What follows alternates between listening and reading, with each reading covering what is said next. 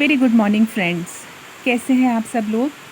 मैं आपकी होस्ट लता आप सबका अपने चैनल को विज़िट करने के लिए शुक्रिया अदा करती हूँ।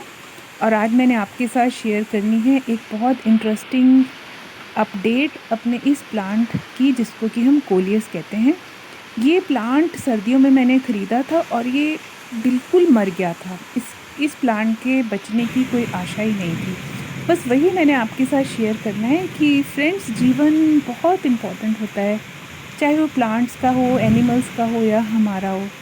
डिस्क्रिप्शन बॉक्स में मैंने लिंक लगाया है अपनी उन संघर्षों का, जब मैं इस प्लांट को बचाने की बहुत कोशिश करी थी। मैंने वीडियोस भी बनाए थे।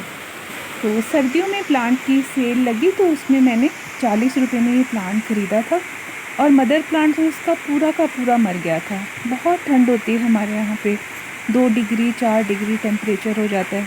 तो उस मदर प्लांट से मैंने 2 छोटी डालियाँ काट ली थी। फिर उनको पहले मैंने पानी में उगाया था, थोड़ी जड़ें आई तो फिर मैंने उनको इस पॉट में उगा दिया था। 40 रुपये का प्लांट था और ये जो गमला है ये मात्र 20 रुपये का था। अब देखिए, छोटा सा है, ज़्यादा बड़ा भी गमला नहीं है। और अब आप प्लांट देखें कितना बड़ा हो गया है और ये कितना घना हो गया है। बस यही आपसे मैंने शेयर करना था कि इसको हम इस प्लांट को हम स्टेम की कटिंग काट के भी लगा सकते हैं। और आज देखें इतना घना होता जा रहा है और आगे आगे इसके नई नई इसमें शाखाएं आ रही हैं, ब्रांचेस आ रही हैं।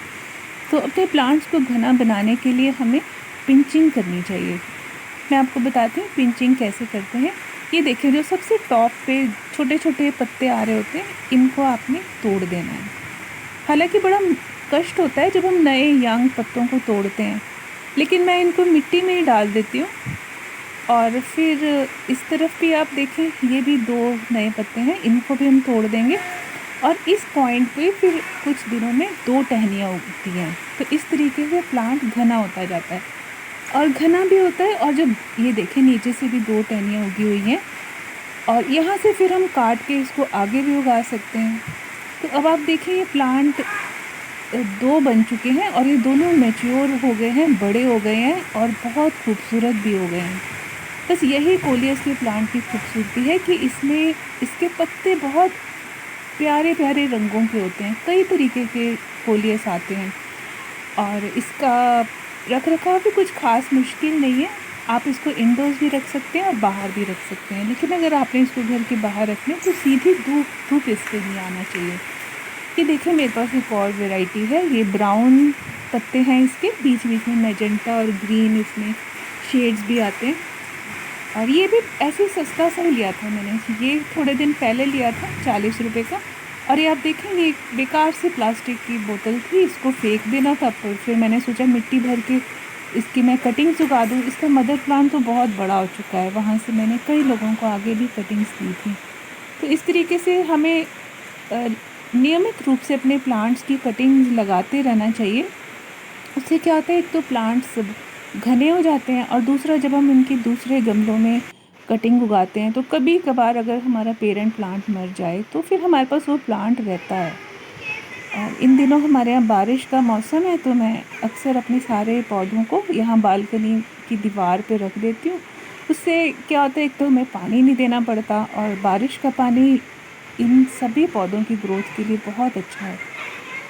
तो ये यहीं रहता है, जब तक बारिश आएगी यहीं रहेगा। फिर जब बारिश रुक जाती तो फिर मैं इन सबको उठा के नीचे रख देती हूँ। ये देखिए, बस यही दिखाना था आपको। और मैं, जहाँ तक खाद का सवाल है, मैं घर पे जो किचन का वेस्ट होता है उससे भी खाद बना लेती हूँ। उसके भी मेरे कुछ वीडियोस हैं, आप चाहें तो देख सकते हैं। और किचन वेस्ट से हम लिक्विड फर्टिलाइज़र भी बनाते हैं। और जब मेरा अपने गांव जाना होता है तो वहाँ से मैं सूखा हुआ गोबर ले आती हूँ, उपले, और फिर उसको लिक्विड फर्टिलाइज़र करके मतलब बना के उसको फिर हम उसको अपने प्लांट्स में डाल देते हैं।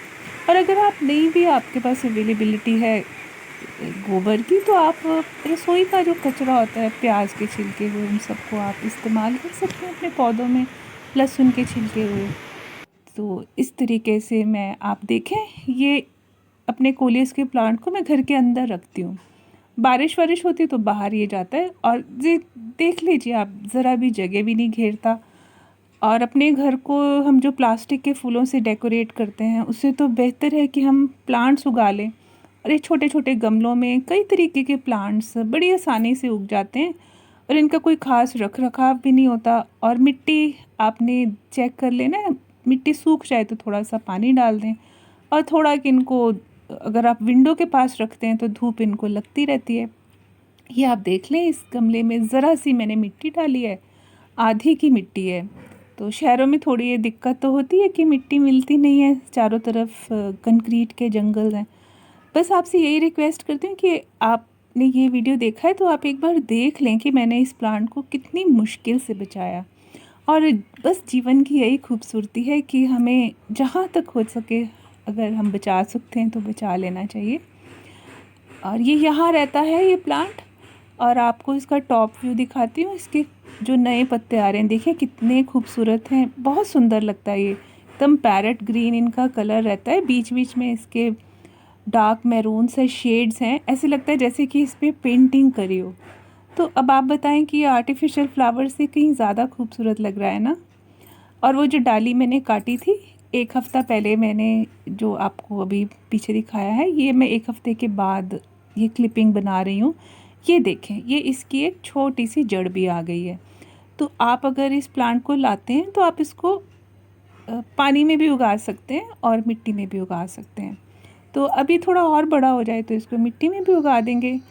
मेरे चैनल पे नए हैं तो प्लीज़ अच्छा होगा आप इसको सब्सक्राइब कर लें और कमेंट बॉक्स में मुझे बताएं कि आपको ये प्लांट कैसा लगा। Thank you so much for watching this video. फिर मिलते हैं किसी